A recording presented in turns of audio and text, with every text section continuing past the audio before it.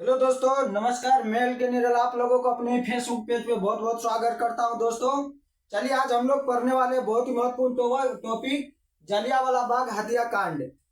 हम लोग को भारतीय इतिहास में सबसे जो दिल दहला देने वाली घटना है वो है जलियांवाला बाग हत्याकांड। तो चलिए, आज हम लोग इसी के बारे में जानते हैं। आप लोग वीडियो में शुरू से अंत तक बने रहिए। देखिए, इस घटना को हम लोग बारीकी से मान के चलिए कि कहानी के तरह इस तरह से समझेंगे कि आप लोग इसको भली भांति समझ पाएंगे। तो चलिए हम लोग इसको जानते हैं। तो देखिए, सबसे पहले जलियांवाला बाग हत्याकांड होता है क्या, और ये जलियांवाला बाग हत्याकांड मतलब किस जगह पे है। ये देखिए, पंजाब के जो है अमृतसर होता है, और अमृतसर में ये जलियांवाला बाग मतलब जलियांवाला बाग होता है। अब हत्याकांड क्यों रखा गया, तो जब इसमें कांड हो जाता है तब इसका बाद में जो है हत्याकांड मतलब जलियांवाला बाग हत्याकांड इसका नाम रखा जाता है।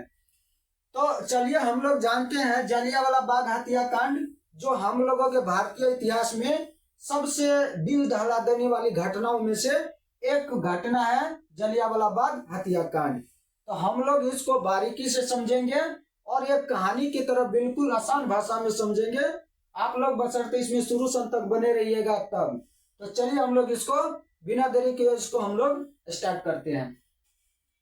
तो देखिए, सबसे पहले जलियांवाला बाग हत्याकांड का जो शुरुआती होता है, सबसे पहले क्या होता है कि हम लोगों को देश में उस समय में क्या होता है कि अंग्रेजों का शासन चल रहा होता था। 1947 से पहले की बात है, 1919 की बात है।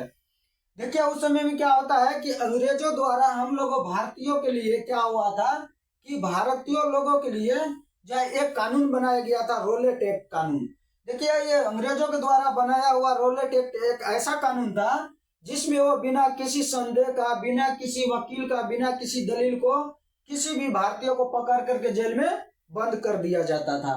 ऐसा कानून बनाया था किसने, मतलब अंग्रेजों सबने मिल करके बनाया था। बाद में क्या हुआ, ये कानून को भारतीयों सबने बहुत बड़ा विरोध किया था, काला झंडा दिखा करके इसको विरोध किया था। इस विरोध में क्या होता है कि सैफुद्दीन किचालू और डॉक्टर सतपाल को क्या किया जाता है कि इस कानून के तहत अंग्रेजों के द्वारा उसको जेल में बंद कर दिया जाता है। अब देखिए, जैसे इसको क्या करता है, जेल में जो बंद कर दिया जाता है, तो हम लोगों को मतलब हमारे भारतीय लोगों में क्या हुआ था कि और भी आक्रोश ज्यादा हो गया था, और भी आक्रोश फैल गया था, है ना। क्योंकि मतलब ये सैफुद्दीन किचालू और डॉक्टर सतपाल जो थे उस समय के हम लोगों के क्रांतिकारी के नेता थे। अब इसमें देखिए, उस समय में जब ये रोलेट एक्ट कानून के तहत जब दोनों को बंद कर दिया गया जेल में अंग्रेजों के द्वारा, तो हम लोगों का भारत का जो जनता थे उस समय में, इस समय में पूरा विरोध मतलब जगह जगह पे विरोध अंग्रेजों का होना शुरू हो गया। अब इसमें क्या होता है कि देखिए, इसमें गांधी जी भी क्या होता है कि इसका जो विरोध होता है, तो गांधी जी भी क्या करते हैं, 10 अप्रैल 1919 को रोलेट एक्ट का विरोध शुरू हो जाता है। अब देखिए, 10 अप्रैल 1919 का जो रोलेट एक्ट का विरोध शुरू होता है, तो इसी रोलेट एक्ट के तहत ये दोनों नेता को क्या करता है, अंग्रेजों ने जेल में बंद कर देता है। ठीक है। अब देखिए, जेल में बंद करने के बाद क्या होता है कि इसका मतलब जो है अंग्रेजों का विरोध हमारे भारत के सभी जगह लगभग में मतलब होने लग गया। इसके बाद क्या होता है कि मान के चलिए 10 अप्रैल की बात है।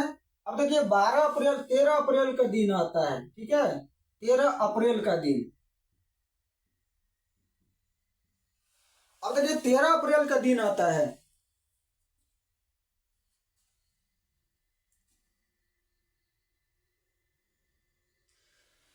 अब देखिए, इसमें क्या होता है कि जैसे ही रोलेट एक्ट में हमारे ये मतलब सैफुद्दीन किचालू और सतपाल का जैसे ही गिरफ्तार होता है, तो ये हम लोगों का जो वहां उस समय में जो लोग सब था, भारतीय लोग सब, इसने क्या किया कि एक सभा का आयोजन बनाया, और सभा आयोजन बनाया, और उस दिन था क्या, 13 अप्रैल बैसाखी के दिन था। देखिए, बैसाखी के दिन जो है ना पंजाब में बड़ी ही धूमधाम से मनाया जाता है। तो उधर बैसाखी का मतलब महोत्सव भी शुरू हो रहा था पंजाब में, अमृतसर में। बैसाखी का पावन भी मान के चलिए पर्व भी उधर धूमधाम से मनाया जा रहा था, और इधर सभा का भी आयोजन की मतलब मीटिंग चल रहा था। तो 13 अप्रैल को सुबह का समय था, और लोग जो है आपस में खुशी से गले मिल रहे थे, और बाकी के लोग जो है सभा में भाग लेने के लिए जो है जलियांवाला बाग पहुंच जाता है अमृतसर में। अब देखिए इस भाग में, इस मतलब सभा में जो है भाग लिया था भारत के लोगों ने, उसमें ये जो है 25,000 लोगों ने भाग लिया था। मतलब ये जो है इसमें सभा में भाग लेने वाले लोगों की संख्या 25,000 थे। ठीक है, अब देखिए इसमें क्या हो गया कि ये इसका जो था मतलब सेना कमांडर तो था वो जनरल डायर था। ठीक है, जनरल डायर। ठीक है, उस समय में अंग्रेज का जो सेना कमांडर था उस समय में अंग्रेज का वो था जनरल डायर। देखिए अब जनरल डायर को पहले से पता था, इसलिए क्या किया, ये 13 अप्रैल को जो जलियांवाला बाग में सभा होने वाला था उसको पहले पता चल गया था जनरल डायर को। उसने 12 तारीख को ही पूरा तैयारी, अपने सेना को पूरा तैयारी कर लिया। अब जैसे इसमें मीटिंग होता है, 13 अप्रैल को सुबह का समय होता है, सभी मतलब जो अमृतसर में खुशी का माहौल होता है और बैसाखी का दिन होता है, सभी खुश रहता है, पूरा एकदम से खुशी का माहौल रहता है। और उस माहौल में आधा आदमी जो इधर क्या होता है कि अपना पर्व मनाते हैं और आदमी जो अपना मीटिंग में मतलब सभा में शामिल हो जाते हैं। और इस समय क्या होता है कि 13 अप्रैल का दिन था और जैसे ही जनरल डायर को पता चल जाता है, इसने अपने सेना को टुकड़ियों को क्या करता है कि ला करके मतलब जलियांवाला बाग को पूरी तरह से घेर लेता है। और देखिए जलियांवाला बाग ऐसा होता है जिसमें कि जाने का सिर्फ एक ही गेट होता है जाने आने के लिए, बाकी का चारों तरफ से बॉन्डेड होता है, बाउंड्री दिया हुआ रहता है। अब देखिए यहाँ पर आते ही जनरल डायर ने क्या किया कि यहाँ पर जो है फाटक जो था यहाँ पर अपना एक गोला बरसाने वाला तोप को यहाँ पे लगा दिया और सेना को धीरे धीरे जलियांवाला बाग में अपने सेना को घुसा दिया। और एकाएक सभी सेना को जनरल डायर ने ऑर्डर दे दिया फायरिंग का। ठीक है, और जैसे ही ऑर्डर दिया फायरिंग का तो इसका सेना ने क्या किया कि भारतीय के जनता के ऊपर बिल्कुल एकदम से गोली चलाना शुरू कर दिया। अब ये जो है इस तरह से चारों वर्ष इसका जो गोली चलाना शुरू कर दिया तो भारतीय लोगों में, भारतीय जनता में एक तरह से अफरा तफरी मच गई। भागने के लिए लोग, जान बचाने के लिए लोग सभी जो है भागने लग गया। अब देखिए इस तरह से जो है ना जनरल डायर के कहने पे इसका सेना लगभग में 10 मिनट में 16 राउंड मतलब जो गोली चलाया इस सभा पे। अब बताइए जहां पे 10 राउंड गोली चलेगा तो वहां पर आदमी का बचने की संभावना बहुत ही कम होते हैं। तो देखिए यहाँ पे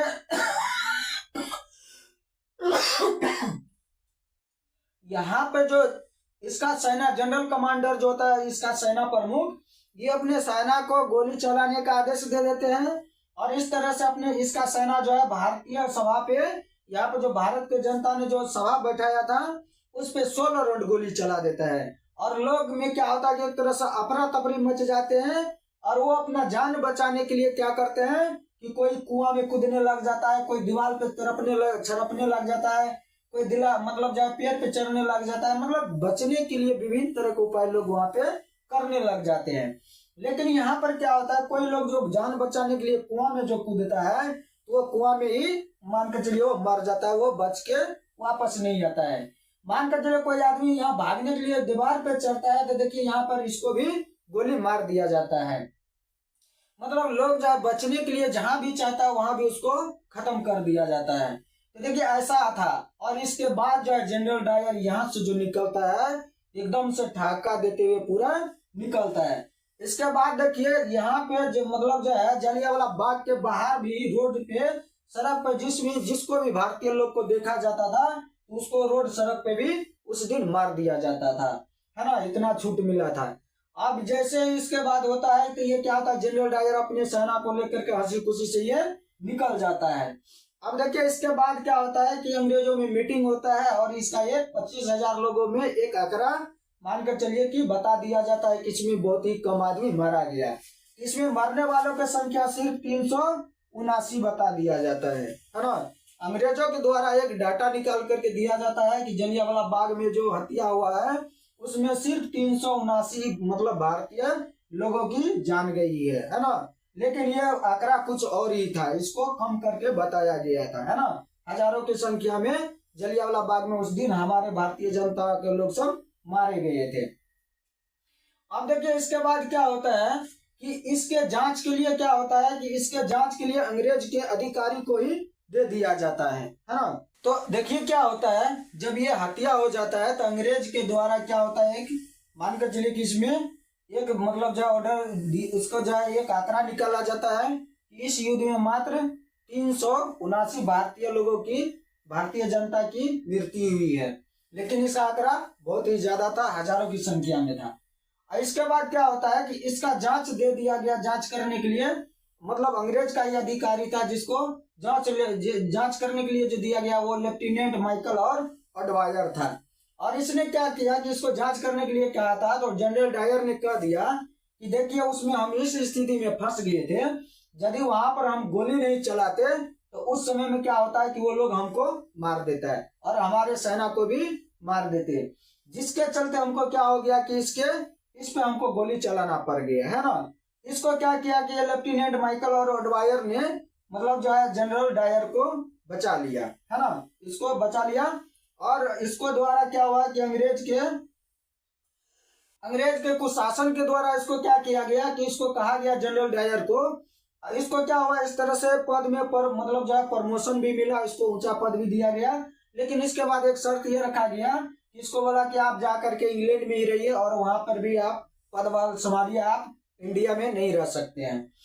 अब इसके बाद देखिए क्या होता है, ये भीड़ में जो होता है एक मतलब जो है बच जाता आदमी, वो होता है क्या, चलिए देखिए इतना में क्या होता है, इस भीड़ में जब आदमी मरने लगता है तो इस भीड़ में क्या होता है, एक आदमी बच जाता है जिसका नाम होता है सरदार उधम सिंह, है ना। ऐसे बचता है तो ढेर सारा आदमी और बहुत मतलब मरा भी जाता है, कितना घायल भी हो जाता है, कितना बच भी जाता है। लेकिन उसी में से एक बचा था सरदार उधम सिंह, ठीक है। देखिए सरदार उधम सिंह जो बचा था, तो ये जो है जनरल डायर को और ये जो है लेफ्टिनेंट माइकल और अडवायर को पहचान लिया था, ठीक है। और पहचानने के बाद ये क्या होता है, कहता जनरल डायर, इसके बाद क्या होता है, जनरल डायर को जो है 1927 में किसी बीमारी के कारण इसका मृत्यु हो जाता है, ठीक है। अब उधम सिंह इसमें से बच जाते हैं और ये इसके मन में हमेशा बदला लेने का प्रतिशोध लगा रहता है, ठीक है। ये जो इस भीड़ में जो घायल होकर के बच जाते हैं, ये क्या होता है उसी दिन जो है मतलब जब अपने बदला के प्रतिशोध लेकर के ये क्या होता है कि इंग्लैंड चले जाते हैं, है ना। और ये क्या होता है कि 1927 में जनरल डायर को किसी बीमारी के होने के कारण ये क्या होता है कि जनरल डायर मृत्यु हो जाता है। और जनरल डायर को जो बचाने वाला होता है लेफ्टिनेंट माइकल और अडवायर, ये क्या होता है, ये अंग्रेज मतलब इसको इंग्लैंड में दे दिया जाता है। अब देखिए सरदार उधम सिंह क्या होता है, तो ये तो देखा था उस समय में, इसने क्या किया कि ये किसी तरह से जो है मतलब जो है इंग्लैंड चला गया और इंग्लैंड में होटल में रह करके ये क्या किया कि कुछ पैसा जमा किया ताकि उससे अपना मतलब राइफल खरीद सके, बंदूक खरीद सके। इसके बाद ये क्या होता है कि एक मीटिंग होता है जहां पर ये सब मीटिंग में आने वाले थे, वहां पर ये क्या करते हैं सरदार उधम सिंह एक मोटा किताब होता है और ये किताब होता है और किताब को पन्ना को ही काट करके क्या होता है ये गन का शेप बना लेता है, ठीक है। ये मतलब किताब इतना मोटा होता है उसको गन के शेप बना लेता है और उसमें जो है बंदूक मतलब पिस्टल जो होता है उसको छुपा करके सरदार उधम सिंह उस मीटिंग में जाता है। और जैसे ही ये सब आता है उसको धड़ाधड़ 3 गोली ये सीने पे दागते रह जाते हैं। इसके चलते सरदार उधम सिंह जो है अपना बदला जलियांवाला बाग बदला जो है इसको मार करके लेते हैं। लेकिन ये तो अपना बदला लिया, बाकी भारतीय के बदला अभी नहीं लिया गया। तो ये हम लोगों का था क्या, ये हम लोगों का था। तो ये क्या कहता है कि इस तरह से हम लोगों का ये था जलियांवाला बाग हत्याकांड, जो कि बहुत ही हम लोगों को भारतीय इतिहास में बहुत ही दिल दहला देने वाली घटना है, जो कि इसमें लाखों आदमी मतलब जो हजारों आदमी मारा गया था लेफ्टिनेंट के द्वारा, जनरल डायर के द्वारा, है ना, उसके सेना द्वारा।